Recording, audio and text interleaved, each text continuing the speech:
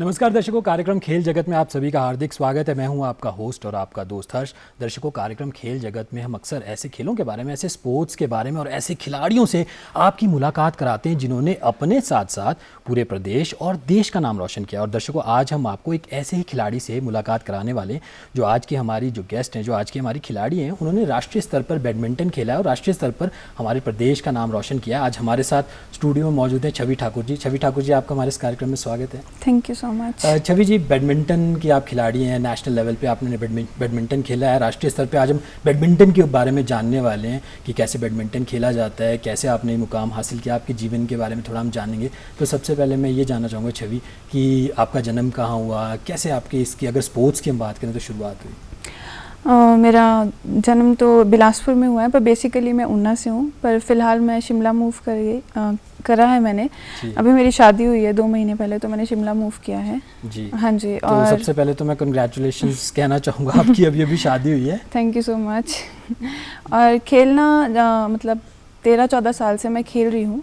पहले हमारे घर में कोर्ट था, बैडमिंटन कोर्ट था, तो वहाँ से ही थोड़ा मेरा इंटरेस्ट बना। और फिर हम जैसे इंडोर स्टेडियम, प्रोफेशनल, फिर मैंने पहले स्कूल लेवल से शुरू किया, फिर ओपन बैडमिंटन जैसे चैम्पियनशिप्स होती हैं, फिर वहाँ से फिर प्रोफेशनल ट्रेनिंग, वहाँ पे जैसे कोचेस जो थे हमारे साथ, उन्होंने मतलब उनके साथ खेलना शुरू किया, फिर उसके साथ साथ रिजल्ट्स जनरेट हुए, तो ऐसे खेलना शुरू। जी छवि, अभी आप जनरल पोस्ट ऑफिस मतलब पोस्ट विभाग में भी अभी आप कार्यरत हैं और साथ ही साथ आप खेल भी रही हैं, तो कैसा लग रहा है एक्सपीरियंस, ये दोनों चीज़ें साथ साथ हो रही हैं? थोड़ा तो डेफिनेटली लाइफ में थोड़ा चेंज आता है। जैसे हम जॉब करते हैं और थोड़ा जॉब में भी काम रहता है, फिर ऑफिस जाना है, ग्राउंड भी जाना है, तो थोड़ा टफ तो रहता है रूटीन, बट हो जाता है मैनेज। जैसे हमें थोड़ा वर्किंग आवर्स थोड़े कम रहते हैं हमारे स्पोर्ट्स कोटा से जो रिक्रूट होते हैं प्लेयर्स, तो पहले ऑफिस, फिर उसके बाद ग्राउंड, ऐसे फिर मैनेज हो जाता है। बट हाँ जी। तो छवि, अगर मैं आपके पेरेंट्स के बारे में थोड़ा जानना चाहूँ, मतलब क्या उनका काफ़ी सपोर्ट रहा जब आप बैडमिंटन लेना चाह रही थी एज ए कैरियर, और अब आप बैडमिंटन के थ्रू अब आप गवर्नमेंट जॉब में भी हैं, तो पेरेंट्स का कितना सपोर्ट रहा? डेफिनेटली उनका बहुत ज़्यादा सपोर्ट रहा है। जैसे सुबह जाना, अर्ली मॉर्निंग सेशंस होते थे, तो उनका छोड़ना, फिर उसके बाद लाना, फिर स्कूल जाना, फिर आना, फिर से सेशन में जाना, तो उनका वैसे भी मॉरली, फाइनेंशियली बहुत सपोर्ट रहा ही है स्टार्टिंग से जी। तो कितने साल हो गए अभी आपको बैडमिंटन खेलते हुए? नेशनल लेवल पे भी आपने खेला है, डिस्ट्रिक्ट लेवल पे भी ऑफ कोर्स आपने खेला ही होगा, तो कितने सालों से भी आप खेल रही हैं? अराउंड 13-14 ईयर्स मतलब हो चुके हैं खेलते हुए प्रोफेशनली जैसे। हाँ जी, हाँ जी। तो फिर मतलब फ्रेंड्स वगैरह क्या कहते हैं, रिलेटिव्स क्या कहते हैं जब वो आपको देखते होंगे कि आप नेशनल लेवल पे बैडमिंटन खेल रही हैं, तो मतलब कितना प्राउड फील करते हैं? हाँ, सबको अच्छा तो लगता ही है कि हाँ, और ये भी चाहते हैं कि आगे और अच्छा खेलें, इंटरनेशनल लेवल पे भी खेलें, मोटिवेट भी करते हैं, प्राउड फील डेफिनेटली वो करते ही हैं। हाँ जी। अच्छा, भी आपने मोटिवेशन की बात की, तो काफ़ी हद तक जो अभी दर्शक आपको देख भी रहे होंगे, आपकी बात सुन भी रहे होंगे, इतनी छोटी सी उम्र में आपने इतना बड़ा मुकाम हासिल किया, तो अगर हम बैडमिंटन के बारे में थोड़ा सा आप हमारे दर्शकों को बताएं कि बैडमिंटन कैसे खेला जाता है, क्या रूल्स होते हैं इसमें, और क्या ये एक ईजी गेम है, डिफ़िकल्ट गेम है, कैसी गेम है? बैडमिंटन इजी डिफ़िकल्ट तो ऐसा कुछ आई थिंक गेम नहीं होती, मतलब डिफ़िकल्ट हमारे पे डिपेंड करता है कि हम उसको इजी बना सकते हैं हम अपने हार्डवर्क से, एफर्ट से। कंपटीशन डेफिनेटली बहुत ज़्यादा है आजकल स्पोर्ट्स में, कोई भी गेम ले लो, मतलब आपने अगर किसी को भी प्रोफेशनली अगर वो चाहता है, तो मेरा यही है कि मैं ये सोचती हूँ कि बच्चे को बहुत छोटे ही मतलब स्टार्टिंग एज बहुत जल्दी कर देना चाहिए, लाइक 4-5 ईयर्स से बच्चे को मतलब प्रोफेशनल ट्रेनिंग में डालो, देन वो मतलब अच्छा लेवल अचीव कर सकता है। बैडमिंटन 21 पॉइंट्स की गेम होती है, जिसमें सिंगल्स, डबल्स, मतलब विमेंस डबल जैसे हम खेलते हैं, मेंस डबल और मिक्स डबल रहता है। मिक्स डबल में एक लड़का लड़की खेलते हैं, ऐसे ही रहता है, और 21 पॉइंट्स की बेस्ट ऑफ 3 गेम खेली जाती है जी। तो टेनिस के साथ भी अक्सर हम ये देखते हैं, जब हम बैडमिंटन की गेम को हम देखते हैं, टीवी पे भी देखते हैं, और प्रोफेशनली बहुत सारे ऐसे प्लेयर्स हैं इंडिया से भी जो काफ़ी अच्छा कर रहे हैं, इंटरनेशनली भी काफ़ी लोग बैडमिंटन की अगर हम बात करें तो सिर्फ इंडिया और चाइना ही 2 ऐसी कंट्रीज़ हैं जिनका काफ़ी दबदबा है बैडमिंटन में। टेनिस की भी हम बात करते हैं, तो बैडमिंटन और टेनिस कैसे एक दूसरे से अलग है, कैसे सिमिलर है, क्योंकि कहीं ना कहीं दोनों में रैकेट का इस्तेमाल तो होता है। उसमें बॉल यूज़ करते हैं, इसमें शटल यूज़ होती है, बट डिफरेंस तो है जनरली, रूलिंग में डिफरेंस है, बट ये है कि हाँ, नेट भी रहता है, कोर्ट वैसा है, थोड़ा सा सिमिलैरिटी सिमिलैरिटी दिखने में है, बट है डिफरेंस, तो गेम डिफरेंट ही है। जी। छवि, थोड़ा सा ये बताइए कि जब आप पहली बार जब आपने मतलब एक कॉम्पिटिटिव लेवल पे जब बैडमिंटन खेला तो वो दिन कैसा था, कैसा आप फील कर रही थी, थोड़ा सा वो एक्सपीरियंस बताइए। जैसे जब सबसे पहले मेरी जब नेशनल फर्स्ट टाइम जब मैंने खेला सीनियर नेशनल की, जब मेरी सिलेक्शन हुई थी, एक्चुअली मैंने बहुत लेट स्टार्ट किया था खेलना, तो जूनियर तो मतलब थोड़ा ट्रेनिंग में ही मेरा निकल गया था। जूनियर जब मैं जूनियर जैसे अंडर 19 होता है, अंडर 17 होता है, बट सीनियर नेशनल जब मैंने फर्स्ट टाइम जब पार्टिसिपेट, जब मेरी सिलेक्शन हुई, जैसे 4-5 गर्ल्स की ऐसा होता है कि विनर्स ही जाते हैं, जो स्टेट विनर्स होते हैं हमारी गेम में। तो जब मतलब फर्स्ट टाइम गए थे तो बहुत ज़्यादा अच्छा लग रहा था कि मतलब एक अचीवमेंट लग रही थी उस टाइम। छोटे थे तो ऐसा लग रहा था कि बहुत बड़ी अचीवमेंट है उस टाइम की सीनियर प्लेयर्स के साथ जाना as a junior. Senior national बहुत लाइक ऐसा टूर्नामेंट है हमारे जिसमें पीवी सिंधु, साइना नेहवाल ये लोग भी पार्टिसिपेट करते हैं, तो एक जो लेवल रहता है वो बहुत हाई रहता है। तो वहाँ पे पार्टिसिपेट करना उस टाइम पे बहुत ज़्यादा अच्छा लग रहा था, मतलब अपने आप में अचीवमेंट उस टाइम ऐसे लगे थे। हाँ जी। और होता ही है, और जो स्पोर्ट्स पर्सन होते हैं कहीं ना कहीं वही देश का नाम रोशन करते हैं। जब हम इंटरनेशनली भी हम देखते हैं तो जब हमारे जो स्पोर्ट्स पर्सन हैं वो कोई भी गेम में जब मेडल्स लेके आते हैं तो हम लोगों का वही सीना गर्व से चौड़ा हो जाता है, हर भारतीय का। तो थोड़ा सा आप ये बताइए कि जब हम गेम की बात करते हैं, बैडमिंटन की बात करते हैं, आपने कहा कि बैडमिंटन 21 पॉइंट्स की एक गेम होती है, 3 सेट्स होते हैं उसमें भी, तो गियर क्या होता है बैडमिंटन? अगर कोई जो बच्चा भी आपको देख भी रहा है, और घर पे भी हम वैसे बैडमिंटन नॉर्मली हम खेलते हैं रैकेट और शटलकॉक से, तो और क्या क्या गियर होता है बैडमिंटन में? मोस्ट इम्पॉर्टेंट तो यही है कि आपका रैकेट और शटल, बट जो मेरे हिसाब से जो रैकेट और जो शूज़, ये जो हमारे मतलब गियर्स तो यही है रैकेट और शटल, पर गेम में जो सबसे इम्पॉर्टेंट है वो आपका एक मतलब एक प्लेयर के पास अच्छा शू होना चाहिए और अच्छे जो है वो रैकेट अच्छा होना चाहिए। और शटल तो हमारी फेदर या प्लास्टिक नायलन की शटल होती है, 2 टाइप की शटल होती है, बट जनरली हमारे जो टूर्नामेंट्स हैं वो फेदर से ही होते हैं, तो यही है मोस्ट इम्पॉर्टेंटली, तो यही हमारी गियर्स हैं। जी। अच्छा, अभी ट्रेनिंग की अगर मैं बात करूँ तो ट्रेनिंग कहाँ कहाँ पे होती है? अगर हम हिमाचल की बात करें, और आपने ट्रेनिंग कहाँ पर की? मैंने शुरुआत ही ऊना से की है। मेरी जो डेवलपमेंट है, जो ग्रोथ है वो ऊना में ही हुई है। वहाँ पे कोच सुनील राव है वहाँ पे, तो उन्होंने ही मतलब उनके एफर्ट से ही जो है मतलब जो मेरी ग्रोथ मेनली वहाँ हुई। उसके बाद मैंने चंडीगढ़ मूव किया था फॉर मैं मतलब एमकॉम के लिए, मैं मास्टर्स के लिए, तो मैंने वहाँ पे 2-3 साल वहाँ पे जो है वो ट्रेनिंग करी है। उसके बाद अब मैं शिमला आई हूँ, तो यहाँ पे सर के साथ जो हमारे सन्नी सर हैं वहाँ पे जो इंदिरा गांधी खेल परिसर में, उनके साथ ट्रेनिंग कर रही हूँ। तो स्कूल लेवल में और अभी भी अगर मैं बात करूँ तो टाइम कैसे आप मैनेज करते थे जब आप स्कूल में भी होते थे? क्योंकि काफ़ी पढ़ाई का भी काफ़ी प्रेशर होता होगा, पेरेंट्स भी काफ़ी हद तक ये कहते होंगे कि थोड़ा सा अपनी पढ़ाई पे ज़्यादा फोकस करो, गेम पे थोड़ा कम फोकस करो, तो वो कन्विंस करना भी क्या थोड़ा मुश्किल था? और टाइम मैनेजमेंट कैसे किया आपने? बिल्कुल, जैसे सुबह जाते थे तो सुबह अर्ली मॉर्निंग सेशन होता था, तो मैं साथ में जैसे अपना स्कूल बैग, अपने ड्रेस जो है वो साथ में ही लेके जाते थे। तो स्टेडियम से जैसे साथ था, थोड़ा पास था मेरा स्कूल, तो वहाँ पे ही मतलब वहाँ से ही चली जाती थी स्कूल, फिर स्कूल से घर, फिर घर से फिर से स्टेडियम, तो ऐसे मूव करते थे, मतलब ऐसे रूटीन रहता था। बट स्कूल और कॉलेज में थोड़ा ये था कि पढ़ाई करनी होती थी, तो इतना ज़्यादा प्रेशर फील नहीं होता था और थोड़ा रिलैक्सिंग होता था। शायद वो एज भी ऐसी थी कि थोड़ा हम बर्डन फील ही नहीं करते थे। पर अब जैसे जैसे एज बढ़ती है तो शायद हमारी माइंड में बहुत सारी चीज़ें आती है, रिस्पॉन्सिबिलिटीज़ भी हम बोल सकते हैं, थोड़ा सा मतलब चेंज आता है लाइफ स्टाइल में भी, तो वो थोड़ा सा हैक्टिक भी लगता है हल्का। बट स्कूल और आई थिंक कॉलेज में थोड़े रिलैक्सिंग ज़्यादा होते हैं। बट रूटीन यही रहा है कि कॉलेज या स्कूल मिड में रहता था, अब ऑफिस है, वैसे ही स्कूल और कॉलेज रहता था, और सुबह और शाम सेशन रहते थे। हाँ जी। आपने कोचेज़ का जिक्र किया, और कोचेज़ की जो गुरुओं की जब हम बात करते हैं काफ़ी उनका अहम रोल होता है, और एक जो उनका एक विद्यार्थी होता है उसको सफलता दिलाने में। तो जो आपके जो गुरुजी थे, कैसे उनके साथ इंटरेक्शन रही? क्या कभी डांट भी पड़ी आपको उनसे? बिल्कुल, डांट तो बहुत ज़्यादा, मतलब वो बाहर निकाल देते थे, कोर्ट से निकाल देते थे जब जैसे गलतियां हम करते थे, तो उसी से ही सीखा है, मतलब उनकी स्ट्रिक्टनेस से ही। और उनके ऐसा नहीं है कि ऑन कोर्ट मतलब वो बहुत स्ट्रिक्ट रहते थे, वैसे वो रिलैक्सिंग वैसे ऐसे नहीं रहते थे, बट जनरली मतलब जैसे, क्योंकि मुझे तो रैकेट भी नहीं पकड़ना आता था, क्योंकि सही तरीके से हम नहीं पकड़ सकते हैं, जैसे जो ढंग से रैकेट पकड़ना है, तो मतलब उससे एकदम मतलब इतना सीखना, मतलब उनका बहुत ज़्यादा एफर्ट रहा है मेरी अचीवमेंट में। जी, और मैं फ़र्स्ट मेडल के बारे में जानना चाहूँ, पहला मेडल आपने कब जीता, वो फीलिंग कैसी थी जब आप पहली बार कॉम्पिटिटिव लेवल पे आप जा रहे हैं, हाँ जी। आप मेडल लेके आ रहे हैं, तो कैसा महसूस किया आपने और सबसे कहाँ पे? पहले तो हाँ जी, सबसे पहले तो जैसे डिस्ट्रिक्ट लेवल ही रहता है हमारा, तो डिस्ट्रिक्ट में जैसे जब डिस्ट्रिक्ट चैम्पियन बने, जैसे जिन बच्चों से पहले हारते थे उनको हराना, वो भी एक अलग फीलिंग होती थी। ये टारगेट होता था कि जिनसे हम हारे इनको हराना है, तो वो डिस्ट्रिक्ट चैम्पियन, वो भी तब उस टाइम प्राउड फील होता था। फिर उसके बाद हम लोगों की जो अपने आप से एक्सपेक्टेशन है डेफिनेटली बढ़ती है, फिर लेवल बढ़ता है,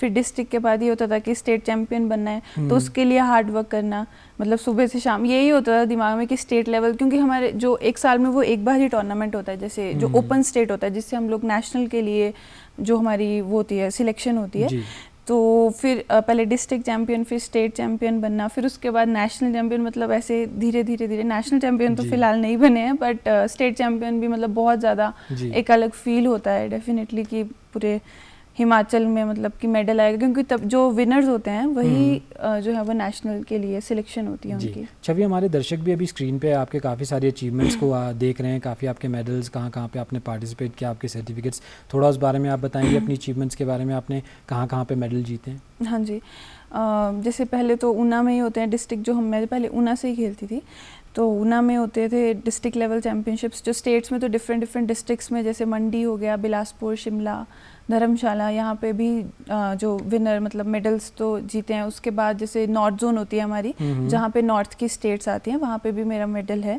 जैसे मंडी में हुआ है, जम्मू, दिल्ली, ये सब जो हमारी स्टेट्स हैं नॉर्थ की, वहाँ पे। और नेशनल्स जैसे जम्मू, हैदराबाद, बेंगलोर, और भी मतलब मैक्सिमम स्टेट्स में खेल ही लिया है। जी, मतलब कहीं ना कहीं स्पोर्ट्स के साथ साथ आपने पूरा भारत भ्रमण भी कर लिया, बहुत सारे कल्चर्स और बहुत सारे लोगों से भी कहीं ना कहीं एक इंटरेक्शन होती है, तो एक इंसान का एक दायरा भी बढ़ता है।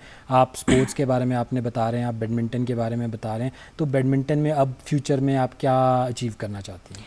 अभी जैसे फ़िलहाल मैं डिपार्टमेंट ऑफ पोस्ट से खेल रही हूँ। जैसे हमारी नेशनल जब होती है तो वहाँ पे डिपार्टमेंट ऑफ पोस्ट की एक सेपरेट टीम होती है। जैसे अभी ऑल इंडिया जैसे अभी टूर्नामेंट हुआ था, तो उसमें मैं मेडलिस्ट हूँ, सिल्वर मेडल है मेरा ऑल इंडिया में, तो वहाँ से हमारी सिलेक्शन होती है। तो अभी ये है कि अपने डिपार्टमेंट के भी मेडलिस्ट बनना है, गोल्ड मेडल जीतना है, और जब नेशनल में जाएं तो वहाँ पे भी अच्छा परफॉर्म करें और मेडल जीतें। जी, छवि, आपको पता भी होगा शायद, अगर हम नॉर्थ इंडिया की बात करें और ख़ासकर हिमाचल की बात करें, तो हम देख रहे हैं जो यहाँ का युवा है ना, वो काफ़ी ड्रग्स की चपेट में आ चुका है। काफ़ी सारे ऐसे लोग हैं जो ड्रग्स की चपेट में, और कहीं ना कहीं कहा तो ये जाता है कि जो युवा होता है वो देश का भविष्य होता है, प्रदेश का भी वो भविष्य होता है। तो आपको लगता है कि अगर कोई भी जो बच्चा है जो भी आपको देख रहा है, अगर वो स्पोर्ट्स को ले, तो कहीं ना कहीं वो जो इस बुरी आदत है इससे दूर हो सकता है? बिल्कुल, जैसे हम जब स्पोर्ट्स में कोई भी बच्चा या कोई भी यूथ में, मतलब कोई भी बंदा, कोई भी लड़का या लड़की जो स्पोर्ट्स में जब इन्वॉल्व होते हैं, तो डेफिनेटली जब हम कोई वर्कआउट कर रहे हैं, हम फिटनेस कर रहे हैं, हम प्रैक्टिस कर रहे हैं, तो हमारी बॉडी मतलब एक लाइफस्टाइल ही वैसा हो जाता है कि हम लोग अपने मतलब बहुत डिसिप्लिन्ड हो जाते हैं मेरे हिसाब से, कि हमारा एक ऐसा रूटीन बन जाता है कि हमारा और जगह पे ध्यान बहुत कम हो जाता है। जैसे हम लोग इतना ट्रेनिंग करते हैं, उसके बाद हम थक जाएंगे, हमारा इतना ध्यान ही नहीं होगा कि इन चीज़ों में, मतलब मुझे इतना आइडिया नहीं है ऐसे ड्रग्स ये सब का कि कितना कौन कैसे यूथ इन्वॉल्व हो रहा है। जैसे हम सुनते तो हैं, बट जैसे बच्चे का लाइफस्टाइल ही इतना सही हो जाता है कि वो, मुझे ऐसा लगता है कि वो इन्वॉल्व कम होगा। जी, अच्छा भी रोल मॉडल की अगर हम बात करें, हर इंसान के जीवन में कोई ना कोई रोल मॉडल होता है। मैं अपनी भी बात करूं तो मैं बैडमिंटन खेलना मुझे काफ़ी पसंद था, बट ये है कि मैंने प्रोफेशनली बैडमिंटन नहीं खेला, बट कहीं ना कहीं मुझे गेम काफ़ी अच्छी लगी, काफ़ी मतलब इजी थी। और ख़ासकर हम शिमला की बात करें, पहाड़ों की बात करें, तो एक छोटी सी जगह पे भी आप एक बैडमिंटन का पूरा स्ट्रक्चर सेट करके आप खेल सकते हैं। तो रोल मॉडल क्या है आपकी लाइफ में? जब मैंने शुरू किया था तब साइना नेहवाल मतलब बहुत पीक पे थी, और उसके मतलब काफ़ी अच्छी अचीवमेंट वो अचीव कर रही थी, काफ़ी मतलब उसके काफ़ी मेडल्स थे, काफ़ी रिजल्ट बहुत अच्छा था उसका। तो मैंने उसको ही देख के मतलब मुझे उससे मोटिवेशन थी, और ऐसा था कि उसके जैसा बनना है। तो मतलब मेरे लिए रोल मॉडल तो साइना नेहवाल है। जी, और भी क्या इंटरनेशनल लेवल पे आप जो स्पोर्ट्स पर्सन हैं उनको फॉलो करती हैं?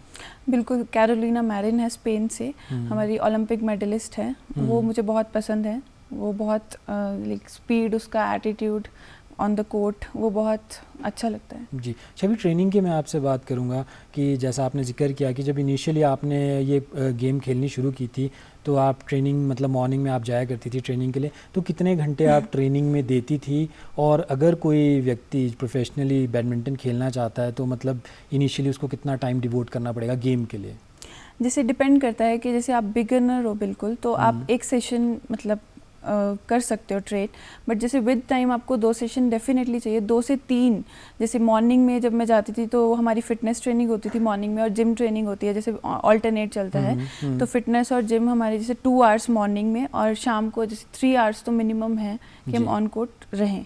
जी। और बहुत सारी लड़कियां इस गेम में आगे आ रही हैं बैडमिंटन खेलने के लिए, तो ज़्यादातर आप क्या देख रही हैं, मतलब लड़के ज़्यादा बैडमिंटन खेलने आगे आ रहे हैं या लड़कियां भी इक्वली उतनी ज़्यादा आ रही हैं? इक्वली है सर, मतलब ऐसा कुछ डिफरेंस नहीं है कि लड़के ज़्यादा हैं लड़कियां, बट फिर भी इक्वल अब ऐसा लग रहा है। पर जब मैंने खेलना शुरू किया था तब बहुत कम, मतलब एक रहता ही है एक जनरल कि लड़के ज़्यादा ही होंगे और लड़कियां थोड़ी कम ही होगी, ऐसा रहता है थोड़ा सा। जी। और कहीं ना कहीं अब तो हम देख रहे हैं कि लड़कियां काफ़ी नाम रोशन कर रही हैं। साइना नेहवाल की आपने बात करी, पीवी सिंधु की बात करी, और अगर हम टेनिस में चले जाएं सानिया मिर्ज़ा, बहुत सारी ऐसी लड़कियां जो गेम बहुत अच्छे ढंग से खेल रही हैं और कहीं ना कहीं एज के बैरियर को भी ब्रेक कर रही हैं। कुछ लोग ये सोचते थे कि एक उम्र तक ही आप ये गेम को खेल सकते हैं, और वो काफ़ी ऐसी विमेन और ऐसी लड़कियाँ आगे आ रही हैं जो एज को भी डिफाई कर रहे हैं। तो आपको क्या लगता है कि अगर एक अच्छी फिटनेस को आप फॉलो कर रहे हैं, अच्छा आप रूटीन को फॉलो करें, तो आप काफ़ी लॉन्ग टाइम तक स्पोर्ट्स पर्सन एक्टिव रह सकता है?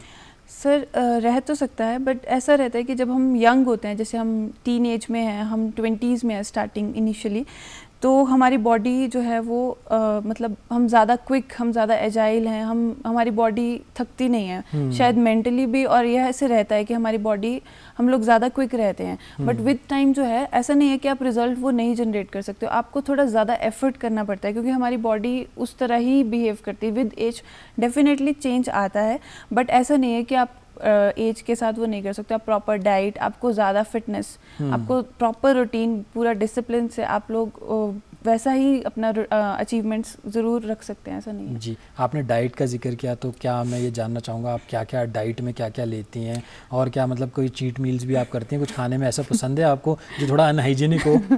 पसंद तो सर है, जैसे स्पाइसी पसंद है डेफिनेटली, बट मैं कोशिश यही करती हूँ कि अवॉइड करूँ, मतलब। और प्रोटीन, जैसे प्रोटीन आप ज़्यादा से ज़्यादा अपनी डाइट में लेने की कोशिश करती हूँ, और थोड़ा क्लीन खाऊँ, मतलब ऐसे ऑयली फैटी ऐसे ज़्यादा ना लूँ, क्योंकि मतलब हम इतना ट्रेनिंग करते हैं, उसके बाद अगर हम डाइट ऐसी रखते हैं तो फिर वो ट्रेनिंग ज़ीरो हो जाती है, मतलब उसका थोड़ा सा वो अफेक्ट नहीं रहता है। तो फिर यही थोड़ा माइंड में होता है कि आज प्रैक्टिस की, अब तो ये नहीं खाना है, वो थोड़ी मोटिवेशन ही होती है। बट ये होता है कि हफ्ते में 1 आध बार बाहर का खा लेते हैं, मतलब अच्छा तो लगता ही है। बिल्कुल, वो तो सबको ही अच्छा लगता है। हम अपनी जिक्र करें तो हम लोग तो हर रोज़ ही बाहर का खा लेते हैं, हम लोगों की डाइट तो सबसे ज़्यादा अनहाइजीनिक है। बट आप स्पोर्ट्स पर्सन है तो आप तो काफ़ी कंट्रोल करके, हर चीज़ को कंट्रोल करके चीज़ों को करते हैं। जीतने की अगर हम बात करें, जब आप जीतते हैं कैसा महसूस करते हैं आप उस टाइम पे, क्या फीलिंग क्या होती है वो?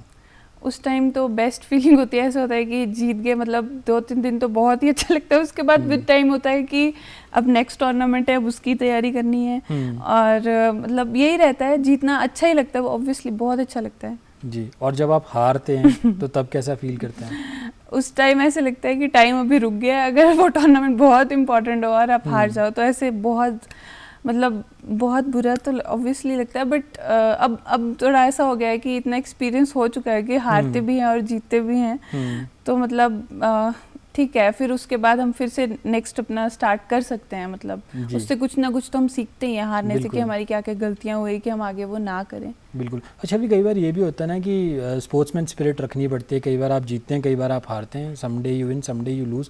तो जब आप हारते हैं तो कहीं ना कहीं उस टाइम पे ऐसी मोटिवेशन की ज़रूरत होती है, ऐसे इंसानों की लाइफ में ज़रूरत होती है जो आपको काफ़ी मोटिवेट करें, और ख़ासकर वो व्यक्ति कई बार जो सीरियसली हार को ले लेते हैं, उनको आप क्या कहना चाहोगे? जो सीरियसली हार को ले लेते हैं, ऐसा नहीं है, दिल उनका दुख जाता है। हाँ बिल्कुल, बिल्कुल जो स्पोर्ट्स है मतलब ऑब्वियसली आप हारोगे या जीतोगे एक ही चीज़ होगी। अगर आप जीतोगे तो दूसरा बंदा तो हार रहा है ना, तो आप उससे मतलब मुझे ऐसा लगता है कि जब हम जीतते हैं तो हम कम सीखते हैं, जब हम हारते हैं तभी हम ज़्यादा सीखते हैं। तो और हमारी लाइफ में ऐसे लोग, और मेरी लाइफ में ऐसे लोग हैं, मेरे फ्रेंड्स हैं, मेरी फैमिली है, मेरे कोचेज़ हैं, जो मतलब जिन हमेशा से मोटिवेशन रही है, पॉजिटिव रही है कि कुछ नहीं होता, अब अगले पे हम फोकस कर सकते हैं, लाइफ स्टॉप तो नहीं हुई है, ऐसा तो नहीं है कि खेलना छूट गया है या ऐसा कुछ है, ऐसा कुछ नहीं है। तो ये चला रहता है, इंजरीज चली रहती है, हमारे बहुत सारे रीजंस होते हैं कि हम कई बार हम टूर्नामेंट कुछ खेल ही नहीं पाते हैं, कई बार इंजरीज हो जाती है, ऐसी बहुत बड़ी इंजरीज हो जाती है, हम नहीं खेल पाते हैं, तो ये चला रहता है, ऐसा कुछ नहीं है, पार्ट ऑफ गेम है। बिल्कुल। हाँ जी। इंजरीज़ का आपने जिक्र किया, तो इंजरीज़ से कैसे आप अपने आप को थोड़ा बचा के रखते हैं जब आप तैयारी कर रही होती हैं गेम की? सर इंजरीज़ तो ऐसे बोलते हैं कि एक स्पोर्ट्स पर्सन का गहना है, मतलब इंजरीज़ तो हर टाइम पे कुछ ना कुछ, जैसे मेरे नी का ऑपरेट हुआ है, मेरा लिगामेंट टीयर, मतलब मैं जब मैंने स्टार्ट किया था तो आफ्टर 2 इयर्स मेरा नी ट्विस्ट हो गया था खेलते खेलते, तो उसके बाद मतलब वो थोड़ा ज़्यादा मेजर था, तो मेरा ऑपरेट हुआ था, लिगामेंट टीयर हुआ था, तो उसके बाद मतलब 1 साल मतलब मैं रेस्ट पे थी कंप्लीट, तो फिर उसके बाद दोबारा से शुरू किया, उसके बाद ही अचीवमेंट्स हुई है जनरली। तो मतलब ऐसा नहीं है, इंजरीज होती हैं शोल्डर पे होती है, मतलब हमारी मेनली शोल्डर, एंकल, नी, बैक इंजरीज, बैक पेन, ये सब चला रहता है, तो इसको तो हमें मतलब एक्सेप्ट करना ही पड़ता है, हम ऐसे रुक नहीं सकते हैं कि इंजरी हो गई तो रुक जाओ, अगर हम रुक गए तो फिर बस फिर स्टॉप है। बिल्कुल, ये आपने काफ़ी अच्छी बात बताई कि अगर इंजरी भी हो जाए या लाइफ में कुछ और भी कोई चीज़ घटना घट जाए तो आपको रुकना नहीं चाहिए, कहीं ना कहीं उस चीज़ को अपने स्ट्राइड में लेके आप अगर आगे बढ़ेंगे तो उससे भी आप आगे निकल जाएंगे, और कहीं ना कहीं लाइफ में कुछ और आपके लिए कुछ अच्छा भी लिखा हो तो वो भी आपको मिल सकता है। बेस्ट फ्रेंड्स के बारे में मैं जानना चाहूँगा, आपके बेस्ट फ्रेंड्स कौन हैं? अगर मैं स्पोर्ट्स की बात करूँ तो स्पोर्ट्स में कौन फ्रेंड है, और नॉर्मली कौन आपके बेस्ट फ्रेंड है? स्पोर्ट्स में मेरी फ्रेंड है, बंगाल से है मेरी फ्रेंड, अनु है उसका नाम, वो डिपार्टमेंट ऑफ पोस्ट में ही है, और भी हैं चंडीगढ़ से हैं, ऊना से अभिषेक है, रजत है, आरुष हैं, मतलब वो सब फ्रेंड्स हैं, और आउटसाइड मेरे ज़्यादा फ्रेंड्स हैं, मतलब स्पोर्ट्स में थोड़े कम हैं। हाँ जी, आउटसाइड मेरी फ्रेंड ऊना से मेरी स्कूल मेट, मतलब LKG से, जैसे दीक्षा है, प्रभजोत है, पृथ्वी है, अर्जुन है, भानु है। हाँ जी। तो जब वो आपको देखते हैं कि आप इतने बड़े प्लेटफॉर्म पे जाके परफॉर्म करती हैं, मेडल्स लेके आती हैं, जीतती हैं, तो मतलब क्या रिएक्शन रहता है उनका, क्या कहते हैं वो लोग, क्या आपको कंग्रेचुलेट करते हैं, और क्या आपकी गेम को भी देखते हैं? कहीं ना कहीं वो ये भी बोलते हैं कि नहीं छवि, आपने खेलते हुए इस चीज़ में थोड़ी सी गलती की, या ये चीज़ आपके गेम में थोड़ी सी कमी हमें महसूस हुई? हाँ, जैसे मेरे फ्रेंड्स हैं जो कुछ स्पोर्ट्स में हैं, जैसे कोई क्रिकेट खेलता है तो वो लोग डेफिनेटली वो फिटनेस वगैरह पे तो वो जज कर ही लेते हैं कि तू यहाँ पे इसमें कमी है या वैसे है, तो वो मोटिवेट हर टाइम करते ही हैं, अगर हारती हूँ तब भी करते हैं, और अगर जीतते हैं तो वो और मोटिवेट मतलब जनरली प्राउड फील करते हैं और अच्छा फील करते हैं। हाँ जी। चलिए, एक बहुत इंपॉर्टेंट क्वेश्चन है जो मेरे माइंड में और हमारे दर्शक भी ये जानना चाहेंगे कि ज़्यादा मुश्किल क्या है, बैडमिंटन खेलना ज़्यादा मुश्किल है या फिर पोस्ट ऑफिस में जॉब करना?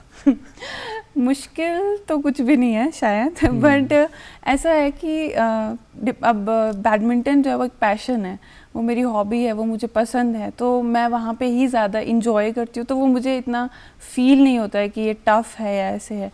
बट डिपार्टमेंट ऑफ पोस्ट ऐसे टफ़ तो नहीं है, बट ऐसा है कि काम करना रहता है तो थोड़ा सा हैक्टिक रहता ही है। जी, कभी कभी स्पोर्ट्स खेलते हुए गुस्सा भी आता है आपको? बिल्कुल, अपने आप पे मतलब गुस्सा तो आता है। हाँ जी, हाँ जी। तो उसको कैसे आप फिर कवर अप करते हैं, कैसे अपने आप को रिलैक्स करते हैं, स्ट्रेस को मतलब बीट करने के लिए क्या करते हो आप? During the game, after the game भी कई बार स्ट्रेस हो जाता है, तो क्या मंत्रा क्या है आपकी लाइफ का? मूवीज़ देख लेना, थोड़ा घूम लेना, खा पी लो, अच्छा खा लो, जो मन करे जंक खा लो, अगर ज़्यादा स्ट्रेस लग रहा है तो कुछ वो चीज़ें करना जो खुद को पसंद है, जैसे म्यूज़िक सुनना या घूमना फिरना, थोड़ा मतलब अब जैसे बहुत टाइम से कुछ नहीं खाया है जंक, तो वो खा लो, अच्छा मतलब थोड़ा अच्छा लगता है। हाँ जी। तो म्यूज़िक की आपने बात करी, तो म्यूज़िक में क्या क्या गाने सुनना आप पसंद करते हैं? क्या खुद भी आप सिंगर हैं? नहीं, खुद तो नहीं हूँ। हाँ जी, पसंद पंजाबी सॉन्ग्स पसंद है, पंजाबी मुझे पसंद है, हिंदी, इंग्लिश ऐसे पसंद है, सभी पसंद है। जी। हाँ और जी। छवि कई बार ऐसा होता है ना कि जैसे आप बैडमिंटन की राष्ट्रीय स्तर की खिलाड़ी हैं, तो बैडमिंटन तो आप खेलती हैं, वो आपकी गेम है, वो आप कहीं ना कहीं आपकी लाइफ है, बट और गेम्स में भी आप इंटरेस्ट रखते हैं, उसको आप फॉलो अप भी करते हैं। यहाँ पे इंडिया में तो हम देखते हैं कि जो क्रिकेट है कहीं ना कहीं उसको बिल्कुल भगवान की तरह उसको देखा जाता है, पूजा जाता है। तो और कौन सी ऐसी गेम्स है जिसको आप देखती हैं, फॉलो करती हैं, उनके जो खिलाड़ी हैं उनको भी आप फॉलो अप करती रहती हैं? जैसे टेबल टेनिस, ये सब चीज़ ये भी पसंद है। बैडमिंटन, वैसे मेरा फोकस हमेशा बैडमिंटन में रहा है, तो और ज़्यादा मेरे को और गेम्स इतनी ज़्यादा नहीं आती है क्या, मतलब क्योंकि एक पे ही फोकस रहा है। बट ये ऐसे है कि रिक्रिएशन के लिए टेबल टेनिस खेल लिया, कभी कैरम बोर्ड खेल लिया, जैसे ऑफिस में भी है हमारा रिक्रिएशन क्लब, और इधर भी है इंदिरा गांधी खेल परिसर में जी। तो स्विमिंग कर ली। स्विमिंग जनरली आती नहीं है मुझे, पर वैसे स्विमिंग पूल वैसे चले गए तो थोड़ा वैसे। हाँ जी। तो अभी भी आप मतलब जैसे आप ऑफ होते हैं अपनी ड्यूटी से 5 बजे के बाद, अभी भी आप खेलती हैं स्पोर्ट्स? हाँ जी, हाँ जी, बिल्कुल। अभी शाम को जैसे इंदिरा गांधी खेल परिसर है हमारा माल रोड पे शिमला में, वहाँ पे जाती हूँ। हाँ जी। तो अभी आपकी शादी भी हुई है, तो आपकी जो फैमिली है, हस्बैंड वगैरह, वो भी काफ़ी सपोर्ट करते हैं आपको? बिल्कुल। हाँ जी, हाँ जी। हस्बैंड जैसे पहले रूटीन रहता था अभी भी वैसे ही है, ऐसा कुछ डिफरेंस नहीं है। तो उनका काफ़ी सपोर्ट है, मेरे मदर और फादर इन लॉ का भी काफ़ी सपोर्ट है। उनका कभी ऐसे नहीं रहता है कि इतने बजे जाना है या ऐसे रहना है, मतलब जैसा पहले रूटीन था वैसे ही अभी चल रहा है। हाँ जी। जी। छवि, आप बेसिकली ऊना से हैं और ऊना थोड़ा सा प्लेन एरिया है, आपकी मैरिज होकर आप शिमला में आ गए हैं। शिमला काफ़ी थोड़ा वेदर के हिसाब से काफ़ी डिफरेंट है ऊना के मुकाबले, कल्चर वाइज भी और फूड वाइज भी। तो ज़्यादा अच्छा आपको क्या लगा, शिमला अच्छा लगा या फिर ऊना? वेदर तो शिमला का ही अच्छा है, बट मैं ऊना से हूँ, तो मैं 26 ईयर में ऊना ही रही हूँ, तो मुझे ऊना अभी तो ऊना पसंद है ज़्यादा। बट ये कि वेदर अच्छा है, बट ईजी ऊना में रहना ईजी है। यहाँ पे थोड़ा चैलेंजिंग तो है, जैसे वॉकिंग है, बहुत जगह जाना है, चल के ही जाना पड़ता है, तो उसमें भी बॉडी एक्सर्शन होती है। अभी ऑफिस में भी पूरे टाइम बैठना, फिर वॉकिंग जाना, ग्राउंड जाना ऑफिस। यहाँ पे थोड़ा स्टेडियम्स नहीं है, मतलब आउटडोर स्टेडियम्स की थोड़ी वो है कि जैसे ग्राउंड नहीं है यहाँ पे, जैसे प्लेन में हमारे ऊना में तो बहुत अच्छे ग्राउंड हैं, यहाँ पे थोड़ा सा वो लैक करता है। बट ठीक है, मतलब शिमला भी ठीक है। जी, मतलब शिमला भी आपको अच्छा लगता है, ऊना भी आपको काफ़ी पसंद है, मतलब काफ़ी डिप्लोमेटिक सा आंसर आपने दिया है। पर मैं ये जानना चाहूँगा कि आखिर में बस जाते जाते कि जो हमारे दर्शक जो आपको आज देख रहे थे, बहुत सारे उसमें युवा भी होंगे, बहुत सारी लड़कियाँ भी होंगी, बहुत सारे ऐसे लोग भी होंगे जो कहीं ना कहीं सोच रहे हैं गेम में आगे बढ़ने का, देश का नाम रोशन करने का, तो उनको आप जाते जाते क्या संदेश देंगी? मैं ये बोलना चाहूँगी कि पहले तो पेरेंट्स, जैसे पेरेंट्स अगर उनके बच्चे चाहते हैं कि वो स्पोर्ट्स में इन्वॉल्व हों तो डेफिनेटली उनको मोटिवेट करें। और जो जनरली आजकल पेरेंट्स भी ये है कि फ़ोन वगैरह से यूज़ ना करें और वो ग्राउंड जाएं, वहाँ पे फिज़िकल एक्टिविटी करें तो फिट रहें। और बच्चों को कि आप स्पोर्ट्स में इन्वॉल्व हो और आप फिट भी रहेंगे, साथ साथ में पढ़ाई भी करें और स्पोर्ट्स को डेफिनेटली चूज़ करें। बिल्कुल। छवि, आप हमारे इस कार्यक्रम में आए, इतनी सारी बातें आपने बताई, अपनी लाइफ के काफ़ी सारे दिलचस्प किस्से भी आपने शेयर किए, उसके लिए बहुत बहुत शुक्रिया। Thank you. तो दर्शकों, आज के कार्यक्रम में बस इतना ही। अब मुझे दीजिए इजाज़त। नमस्कार।